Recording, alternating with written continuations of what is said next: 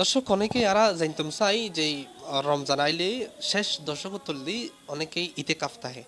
অনেকের প্রশ্ন যে সময়ের হারণে সময়ের স্বল্পতার হারণে অনেকেই একদিন 2 দিন 3 দিন 5 দিন এরকম ইতেকাফ টাইপের আগ্রহ অনেকেই করে।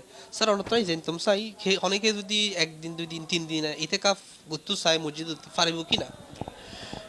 এতেকাফ হইলে একখান আবাদত রমজানের শেষ দশকের অত্যন্ত গুরুত্বপূর্ণ আবাদত। যেবার মেইন উদ্দেশ্য হইলে লাইলাতুল কদর ধরন। তো ওই হাদিস শরীফের মধ্যে এসে আল্লাহ রসুল সাল্লাল্লাহু আলাইহি সাল্লাম প্রত্যেক বছর এতেকাফ থাকিত, এবং যে বছর আল্লাহ রসুলের ওয়াফাত হর সে বছর আল্লাহ রসুল 20 দিন এতেকাফ আছিল, অন্যান্য বছর 10 দিন আছে।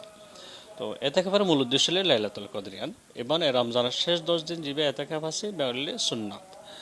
এছাড়া কেউ যদি 10 দিন যদি সময় যদি খাবার করে না পারে, ব্যস্ততার কারণে ভিন্ন কারণে, তাহলে 2 দিন 3 দিন যতটুকু পারা যায় ততটুকু এতাকাপ করলে এতাকাপ মুস্তাহাব এতাকাপ হইব, গণ্য হইব, এতাকাপ হবো। তবে রমজানের শেষ দশকের দিবে সুন্নত এতাকাপ ইবেলে 10 দিন।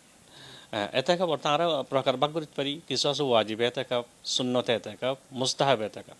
ওয়াজিব এতেকাপ হইলে কেউ এতেকাপের নিয়ত করি, তাহলে নিয়ত পূরণ করে না হইলে ওয়াজিব। ওয়াল ইউফু নুজুর রাহুম, তাই না? তোমরা কি করো, তোমরা না মানত পূরণ করো। এই হিসেবে ওয়াজিব এতেকাপ হইলে মানত জিবে করিবা।